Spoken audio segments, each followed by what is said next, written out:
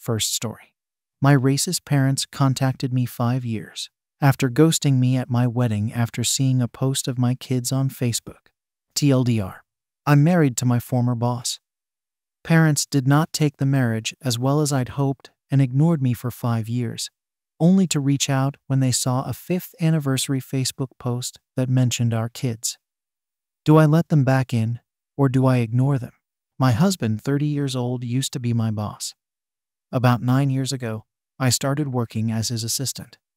We spent about 2.5 years ignoring our mutual attraction until we gave in. We then went to HR, who reassigned me, and the whole thing was strictly above board from the time we began dating. I got pregnant about a year later, and my husband and I decided to just get married. While we'd only really been dating for about 1.5 years, we knew each other completely, loved each other, lived together, and there was a baby on the way. We knew how it would look. But I had to leave the company anyway due to problems with my new boss. So we didn't anticipate this causing any issues, except with my parents. They 62M57F have always been overprotective. So I knew they wouldn't like me dating my boss and hadn't told them. But I had to tell them if I wanted them at my wedding.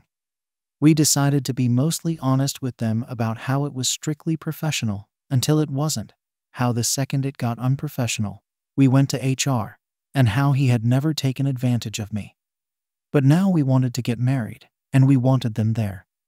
We did not mention the baby because I felt that giving them that information in addition to the rest all at once would just break them. I was only about 4 months along when the wedding happened, so the bump was easily hidden by a flowy dress.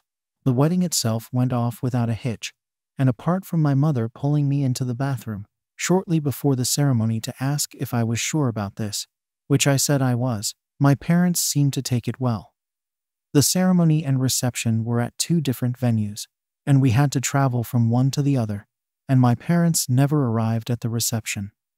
I called them and got ignored, and then my brother called them, and they told him that they were going home. I don't remember the exact reason they gave, but it amounted to them being tired and uncomfortable. I tried contacting them after the wedding, but found that I was blocked on everything except email, which I used to send them a long letter essentially saying that I'm an adult who made an adult choice, and I hope they can respect that. 5 years later, I have not heard from my parents since my wedding. My husband and I are not big on social media in general, but I recently posted something for our 5th anniversary in which I mentioned our 2 kids and the 3rd on the way. Within a month of making this post, my parents left a voicemail saying they saw the post and, having had no idea that they had grandchildren previously, now want to meet them. I haven't responded, and there have been a few follow-ups since then asking why I haven't. I don't know what to do, but my gut instinct is that 5 years is too long, and it's about the kids, not about them respecting my choices or relationships. However, I can't help but feel that I'm being unfair, and my brother agrees, because I told them in my email that if they could learn to respect my choice and my marriage eventually, then we could talk. And now I'm retroactively applying a time limit. Edit. I can't find a way to work this in organically, but my husband is not white. I am, as are my parents. I don't think this is a race thing, or that my parents are racist, and neither is my husband, and we don't understand why they would want to meet our mixed-race children if they were racist. But this element is still gnawing at me. Should I reach out to them? If I did, how would we go about rebuilding the relationship? Update. TLDR. They're racists. I asked to talk yesterday. We were on Zoom within an hour. It was my parents, me, and my husband. They asked to see the kids, and I said they could see them eventually, depending on them earning our trust and convincing us they were going to be positive additions to the kids' lives. They asked to start by reading me a letter that they claimed to have written on my wedding day. It said that they were uncomfortable with me marrying my former boss, as they thought he took advantage of me, so they left between the wedding and reception to avoid a scene. But they wanted me to know they were here for me despite their issues with him. They added that they would have sent this to me the morning after my wedding, but then I sent my email about them needing to respect my choices, and they were so ashamed they couldn't bring themselves to send theirs. Seeing my anniversary post made them realize how much they've missed in 5 years. And they really don't want to miss any more. I had some questions, like what the big deal was with me marrying my former boss. And they said that it just wasn't what they had in mind for my wedding day and my future spouse. I asked why they even came to the wedding at all if they didn't support the marriage, and my dad responded that he wanted to walk his daughter down the aisle, as it was the only chance he'd get. The way it was phrased implied that they had intentionally only come to the wedding so he could give me away and always planned to leave halfway. And because he said, "my daughter," and didn't talk to me directly, it was pretty clear he was thinking about my older sister, who passed away. My husband caught that too, and said that if they were talking about me, they should address me directly, then added that if they had planned to leave, they should have told us as we wouldn't have invited them. And the fact they waited 5 years to reach out was going to take more reasons than shame as a father. He didn't understand how they could ignore their daughter for years or only get back in touch when we had kids.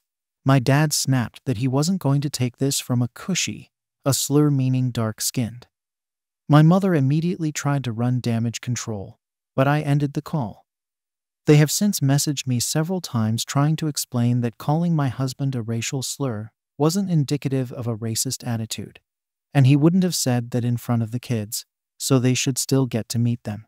I've spent 5 years wondering how they were so offended by me marrying my boss that it earned no contact for half a decade. It turns out they're just racist. It's almost nice to find out. If it was just the boss thing, I would have sympathy for them, and we might even be able to reconcile. But with this, it's now just a question of whether I'm going to knowingly expose my mixed-race children to a couple of racists, which I am obviously not going to do. Second story. I thought my bisexual sister had feelings for my girlfriend, but the truth is much worse, and I'm devastated. My girlfriend and I have been together for 2.5 years, and we have a really great relationship. My sister and I have always been close, so I was really happy when she and my girlfriend met and hit it off right away. They get along insanely well, and it's awesome, or was awesome. It might be important to point out that they are both bisexual. Everything was normal up until about 3 months ago. They started hanging out together more often than usual, taking day trips, having sleepovers, going for dinner, etc. I didn't care about it initially. I thought it was cool that the two most important women in my life were such good friends. Then my sister, Amy, started making comments, saying that if we ever broke up, she'd be first in line to date my girlfriend, Emily. She calls Emily her wifey and follows her around like a lost puppy.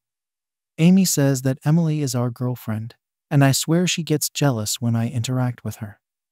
Then last week I got home from work, and as I walked through the door, I could hear them chatting in the living room. This isn't out of the ordinary. It was what I heard that really bothered me.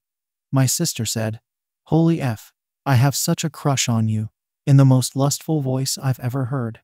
I really hated typing that. Emily laughed, and their conversation moved on. But it really didn't sit well with me, so later on, when I asked Emily what they were talking about, she told me that they went shopping earlier in the day and were doing a little fashion show for each other. She said that those kinds of comments are normal between girlfriends, and there's nothing to worry about. It made sense to me, and I trust Emily. I decided to talk to Amy. I asked how their shopping spree went, etc., and then gently asked her what the crush comment was about. She got very defensive and accused me of being jealous of her relationship with Emily, then told me to grow the F up. I'm not worried about Emily doing anything behind my back to betray me, and I never have. There's just something about the way my sister is acting that irks me, and I don't know how to approach this without blowing up any of our relationships. TLDR. I think my sister is into my girlfriend, and I don't know how to deal with the situation without ruining relationships. Update 2. There have been some developments. When I got home from work yesterday evening, I found the two of them on the couch in the living room watching a movie. I decided that I should just get it over with, so I sat down in the seat across from them and said that the three of us needed to have a talk. I basically just asked them if there was something going on between them and mentioned how much extra time they've been spending together and acting almost like they're dating. My sister immediately started sobbing, and Emily just looked really sad. Amy couldn't speak through her tears, so Emily filled me in. It turns out Amy has been going through a really bad breakup and not taking it well. Amy's boyfriend cheated on her with multiple women and gave her an STD. I guess it ended in a big blowout, and he trashed her place and threw her around.